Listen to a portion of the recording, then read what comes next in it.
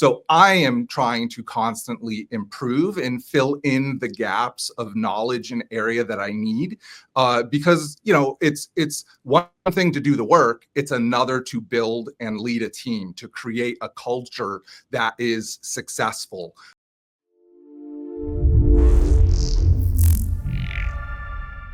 Hello to all our listeners, and welcome to another fabulous episode of Edu Unlocked with me, your host, Ashish Fernando, and our wonderful guest for today, Dr. Evan Kropp, who's the Executive Director of Distance Education and also the affiliate faculty at the Department of Media Production Management and Technology at University of Florida's College of Journalism and Communications, goes by UFCJC. If I got that right, Dr. Kropp, welcome to our podcast. Thank you very much. Thank you for inviting me. I am very much looking forward to our conversations.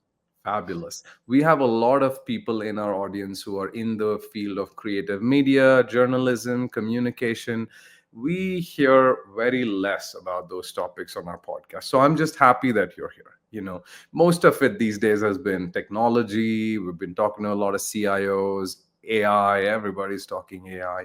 But it's actually refreshing to be talking to you and focusing on, some of the little bit ignored in today's day and age with technology, right, around journalism and communication, which forms such an important part of our ecosystem. So great to have you. Thank you. All right. For our listeners, just a quick introduction to Dr. Evan Kropp. He goes by Evan. That's how we'll address him. He joined UFCJC in 2019, and he's been really pivotal in expanding the college's online programs, Master of Arts in Mass Communication, and all of the other ones alongside. And he's helped really grow enrollment. And so any of you who are focused on enrollment and how things are and how do you really operate in this environment, tune in, listen in.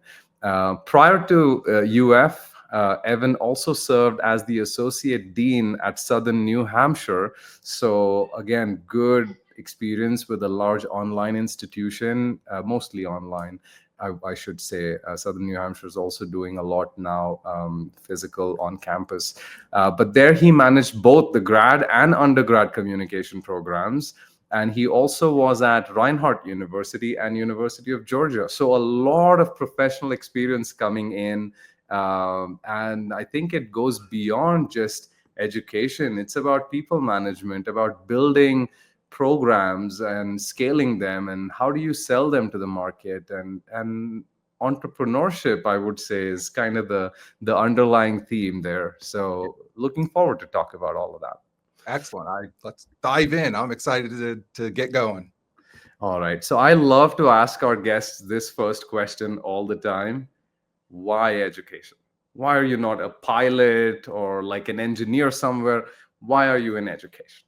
Yeah. I made a very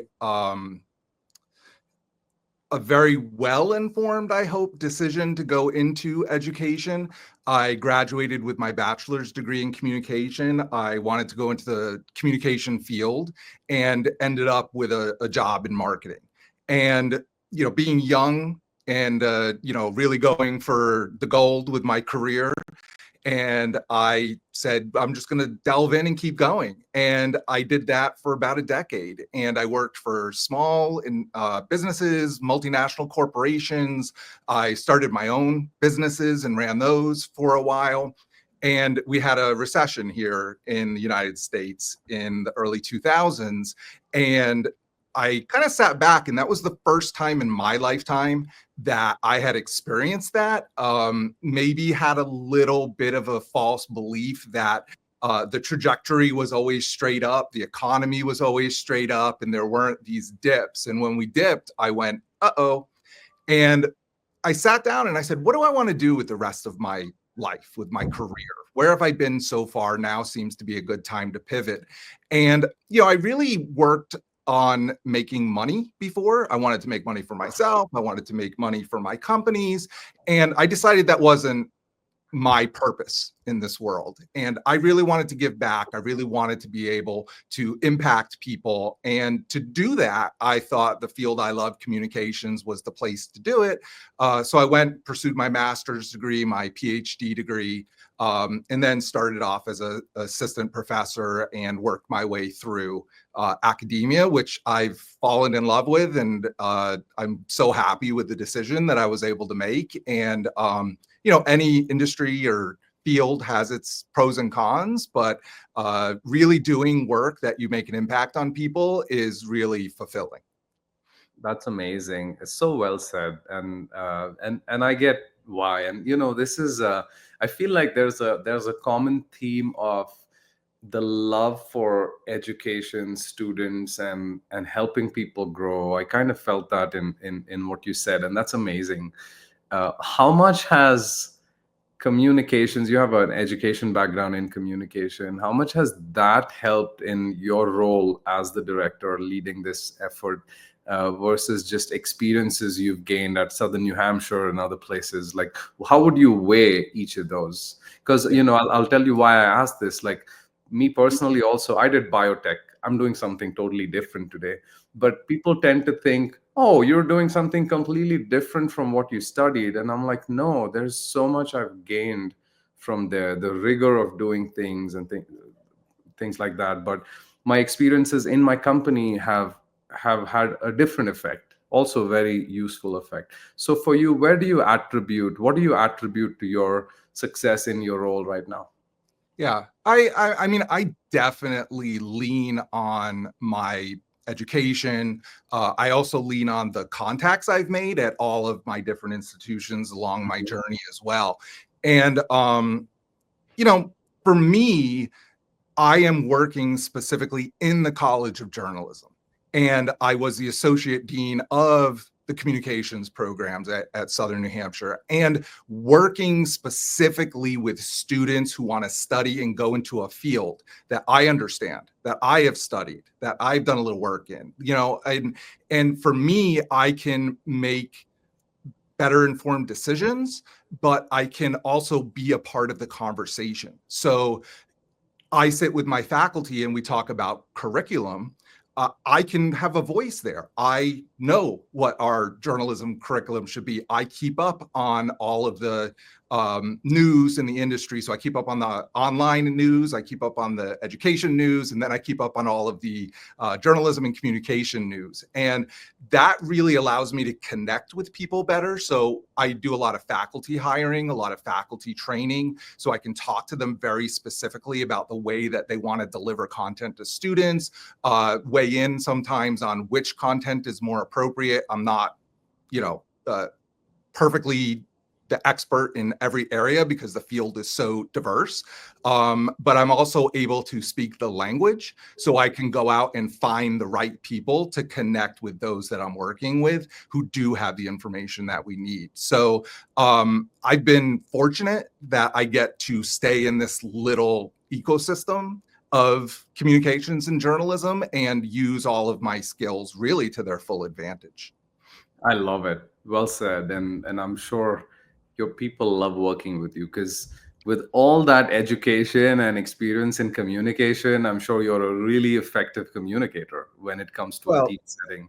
Yeah. yeah, it's funny, the content, Yeah. but I've also had to go, in addition to my degrees, and do a lot more education. And we talk to our students about lifelong learning, and I think we should practice what we preach. And after I've gone for my master's and my PhD, I have a graduate certificate also from the University of Georgia in university teaching. I went to the University of Massachusetts and did an online program in higher education leadership and management. So I am trying to constantly improve and fill in the gaps of knowledge and area that I need, because it's one thing to do the work, it's another to build and lead a team, to create a culture that is successful, that your team wants to show up every day to work, and they want to meet the same standards that you are setting for the program. So we are all in it together. instead of somebody working for you and you're the boss and you're trying to leverage, yield power.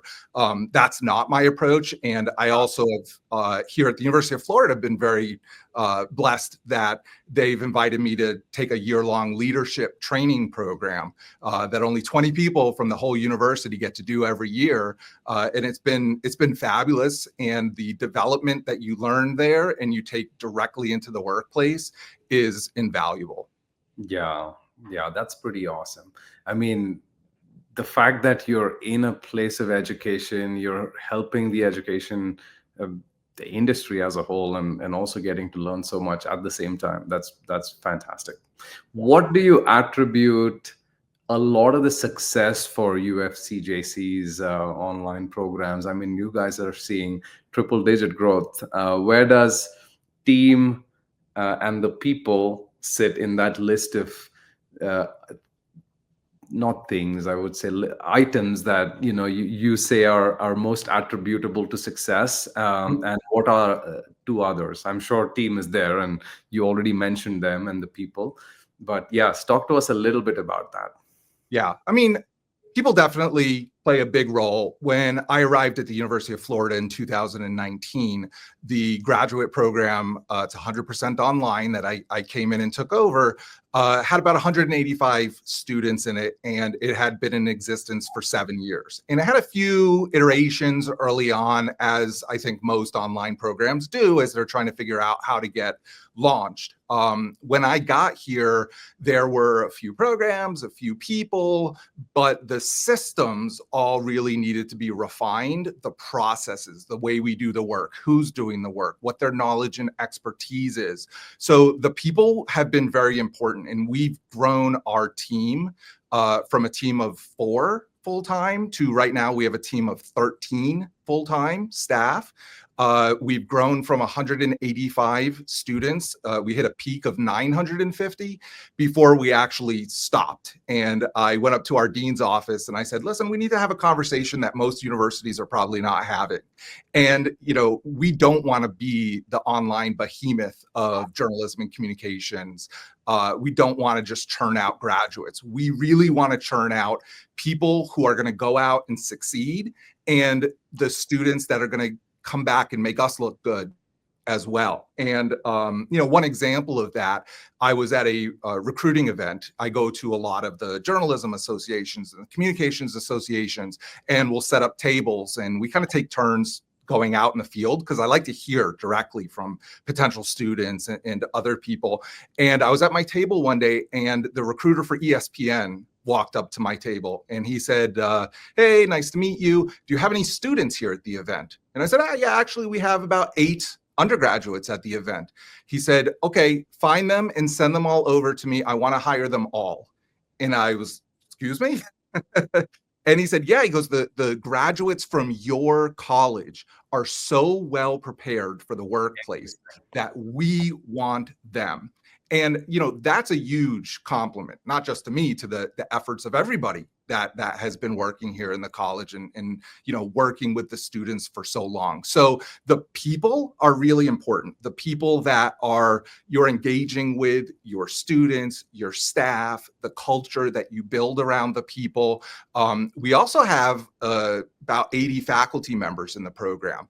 And I have to hire, and my team oversees all of those individuals. So we've also had to create an onboarding process for those individuals who are not full-time employees, but represent us and represent the college. So we've had to do a lot of work with really thinking about how we can get our vision presented and understood by our faculty so they bring that into the classroom with the students. Most importantly, because our program is a graduate level program, we follow the principles of andragogy as opposed to the principles of pedagogy. So we have highly motivated students whose average age is 29 years old, who have some work experience. These are people that are usually working and have families and other responsibilities in addition to school.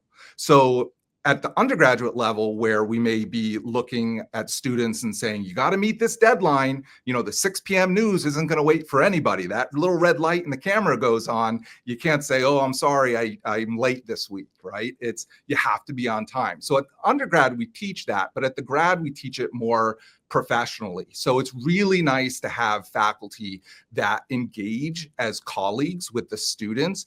And, I tell the faculty, it's very possible one day one of these students may be your boss. And I said that for years, and it actually happened. And one of our faculty members got hired by one of our students. And I just thought that was the greatest thing. And that says a lot about the way we interact. And I think our approach to education, which would be the second thing in addition to the people.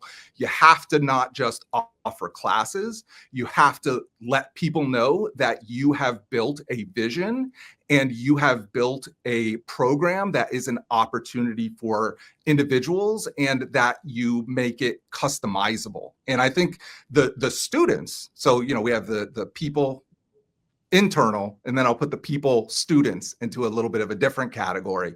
They're here for a reason. They want an education for a reason. So we need to find out what that is, make sure we're the right program for them, because I'm certainly not just looking for numbers. I want to find people who want to be here, who want to be in this field, who are capable of completing the work, because we've built quite a rigorous program, and want to rise to the challenge. So all of these things put together and making sure that all of the internal people are on the same page and we're dealing with the students and those relationships in a certain way. I think that really adds to the flavor of what we're offering. So faculty and students are engaging more, students are engaging with the staff as well, and the staff are a very important component of what we do. They're front lines with the students. So those are the components for me that are the big kind of buckets to start with.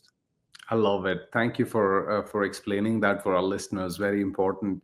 And all this you're doing, Evan, is with basically online education. So most of your students, your team is around you, but most of the learners, the students, your customers are dispersed all over the place. And that must be, from a management standpoint, and just being able to create that culture of students belonging to UF and that feeling, that must be a pretty hard challenge.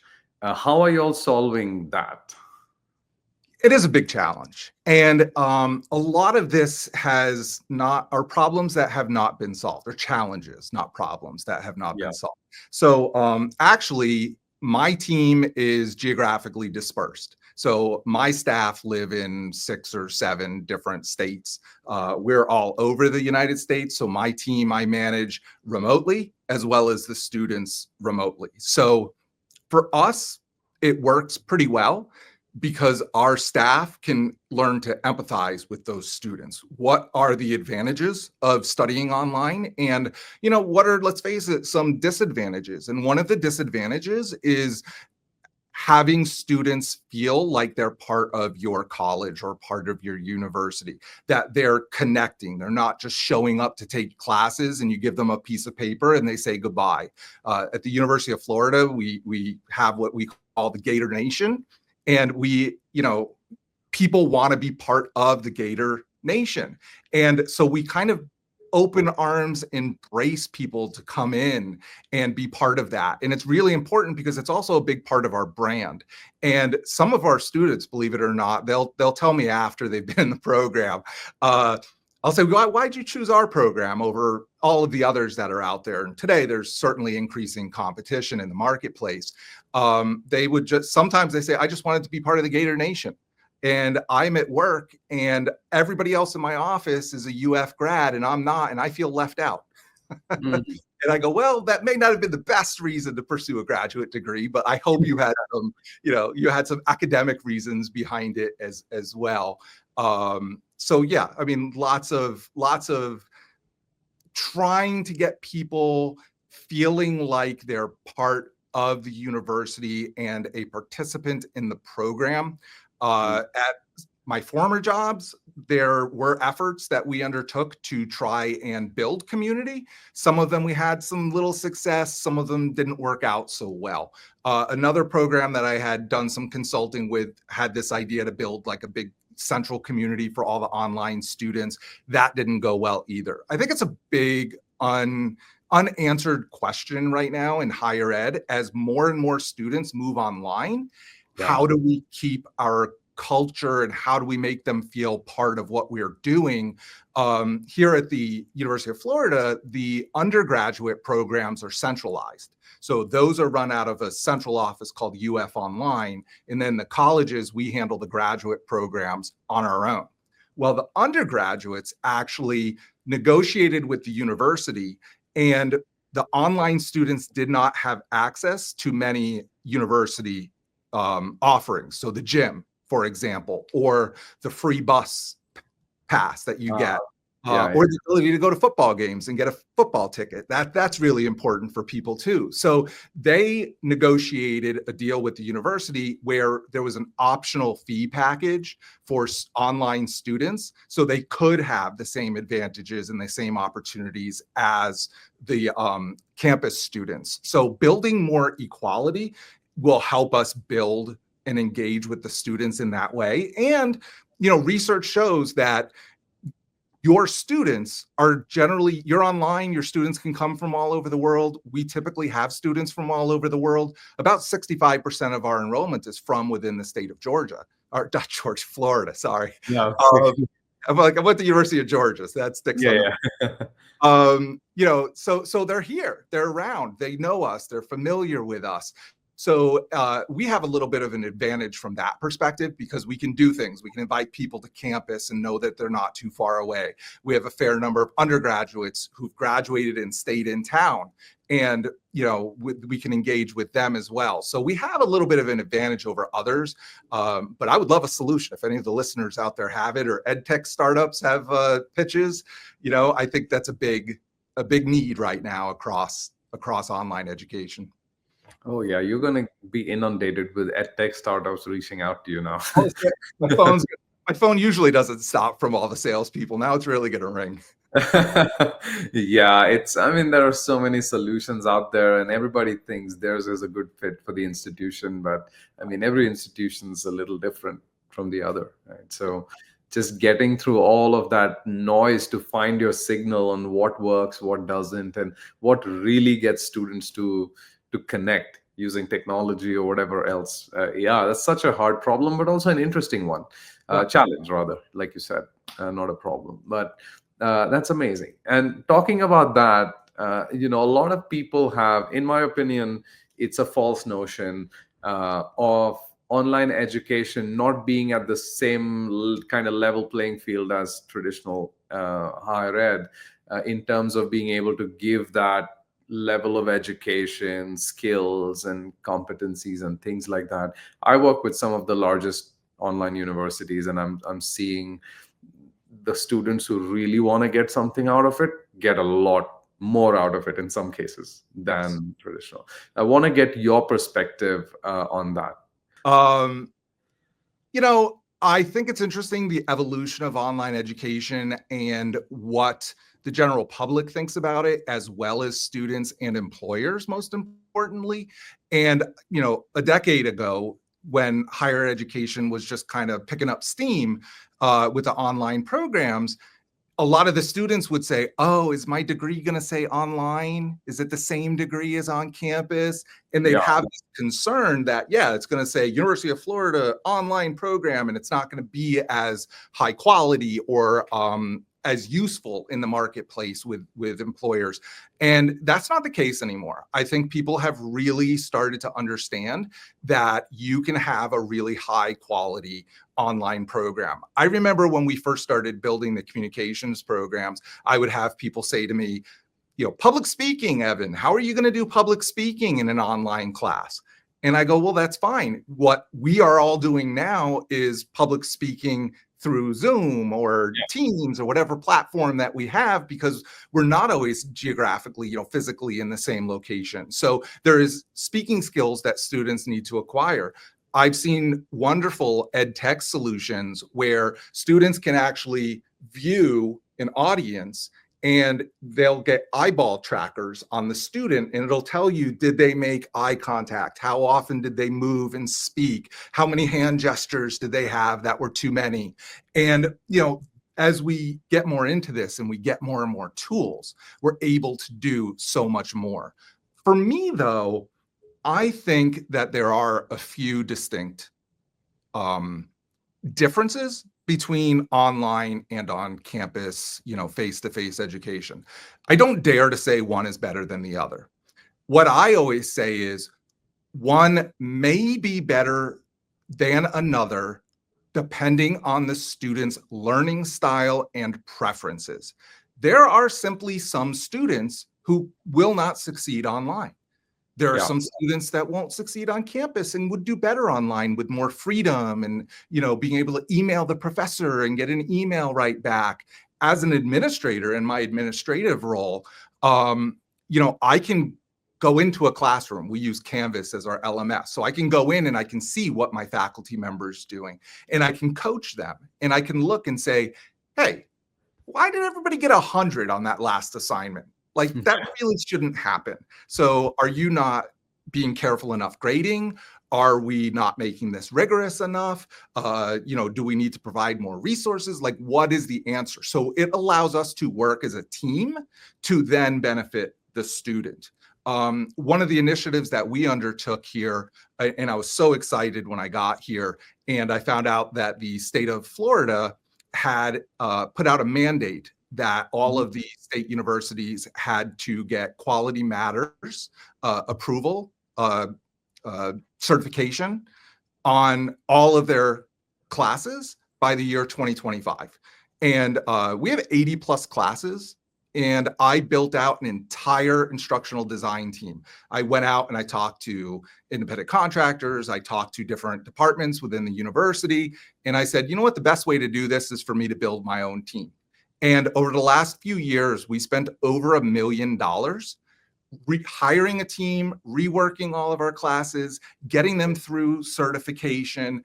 And the program, I mean, now I look at it and I go, wow, because we can see things like learning objectives and reading materials and how they align with each other to meet the learning outcomes for the week or for the class.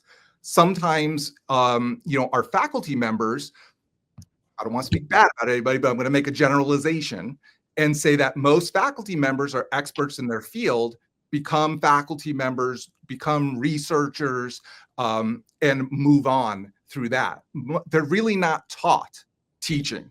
They're really not taught about the different topics that affect student learning. So now we have the opportunity online to engage more closely with our faculty members, and that's only going to benefit the students. So, for me, I think online education in any field, absolutely, it's great. We should see more and more opportunities like that. We will see people growing, especially after coming out of COVID, and a lot of people finally tried to go online. And I'll give you a funny story on that.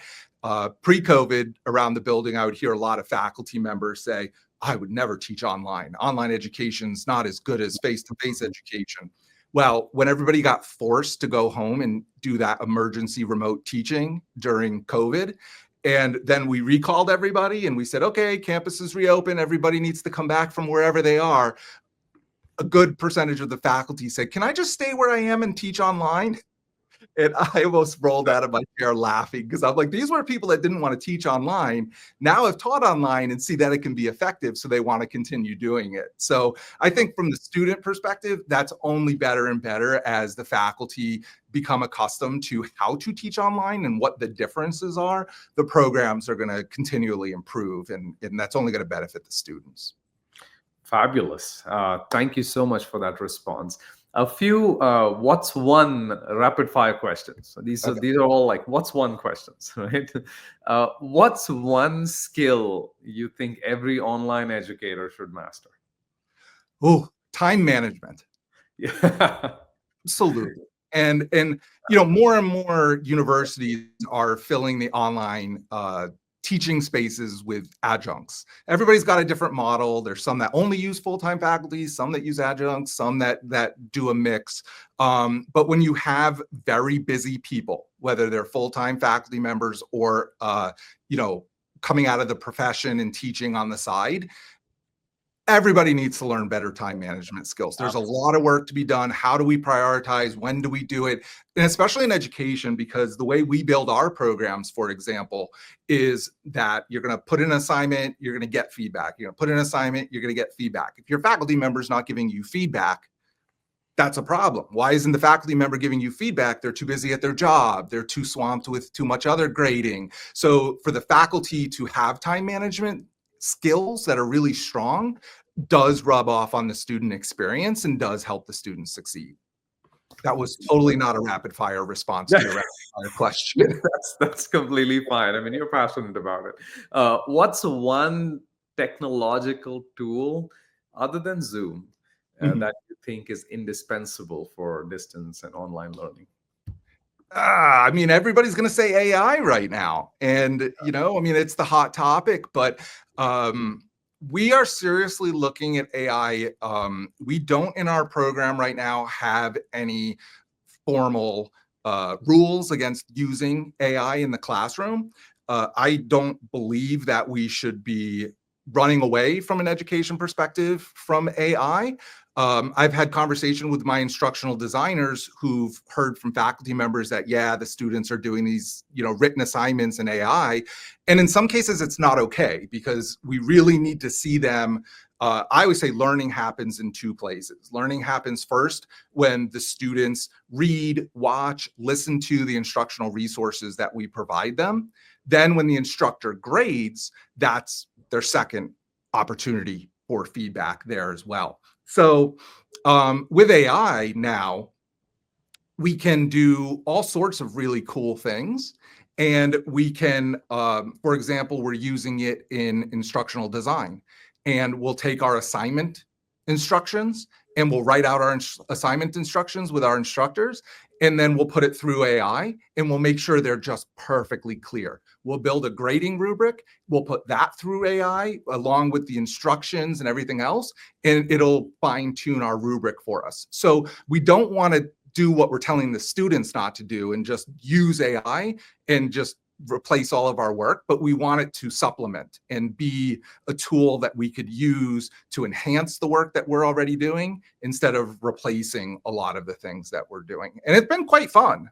It's nerve-wracking to try and keep up with everything, but it's great. It's great to integrate it. We have one assignment we just put into one of our classes where the faculty member said, the students really need to learn how to write this a certain way. So I said, well, why don't you take one assignment, have them write it, grade it, then give them back the assignment and say, now take the one that you did without AI and put it in AI and redo the assignment and see what the outcome is with AI.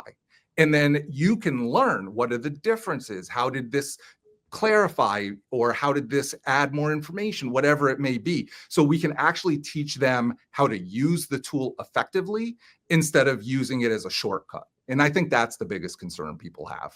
I love it. Yes, and AI is something that everybody's kind of having a question mark on their heads right now. So yes, great. What's one lesson that you've actually learned from students that you always keep in front and center when you're doing any kind of work? I think of Angela Duckworth and grit. And students are amazing. If you really take the time to learn their stories and get to know them, I grew up with a certain childhood and a certain experience, and nobody else has that. And everybody else has different experiences. And to be able to learn from the students what struggles they've gone through, how that's impacted their education journey, what opportunities we can give them. So one example, we do the admissions for the graduate program, and the university has a rule university-wide that for graduate programs, the minimum GPA is 3.0. I understand that. We're last year, Wall Street Journal called us the #1 public institution we have high standards. Everybody is not getting in. But at the same time, when we're out there and we're talking to students, I'm looking for those students who demonstrate grit, and I learn from them so much. And I had one applicant, I'll share the story. She was from New York City. She lived in one of the boroughs, and she would, as a college student, commute in from the boroughs on the subway to Manhattan, would work, had parents that had disappeared or whatever happened to the parents. She was responsible for raising her two siblings. And she made it through college and graduated with a 2.8 GPA, and then went out in the field and started working, and now wanted to come to graduate school. But she didn't meet the minimum 3.0. So I actually have the ability to override that and petition for students. And I really love calling students and saying, tell me your story. Tell me how you got from where you started to where are you today, and what did you experience? Because then I can advocate for them. And this person actually got in and then did extremely well in the program. So it's not just about numbers. So when you get to know the students and you really open to understanding their experiences, and that everybody has a different experience and approach to their educational journey, that I think for me is the most important thing to understand and to be able to relate to those students. And they never cease to amaze me in the things that people overcome and the amount of work people are able to do and their determination. Wonderful stories out there. I love it. And that's such a good way to kind of put a nice blue ribbon and wrap this conversation, because in the end it's about students, and Yes. that's the one reason we all do what we do in education. And you are a guiding light in online education and being able uh, to help scale, because I feel like online equals scale. You don't, not in one place, students don't have to be there, they can learn from anywhere, faculty can teach from anywhere, your team is dispersed, and still able to pull all this together. Lot of good experiences, a lot of good learnings coming out of this conversation. Thank you, Evan, for actually helping us walk through some of these important questions in higher ed. Yeah. Well, thank you for having me. I really enjoyed it. I enjoyed the conversation, and maybe we can do it again sometime. So thank you. Fantastic. Absolutely. Absolutely. We should. And thank you to all our listeners for tuning into another episode of Edu Unlocked with me, Ashish Fernando, and our wonderful guest for today, Dr. Evan Kropp from the University of Florida's College of Journalism and Communication. Thank you so much, everybody, for joining us.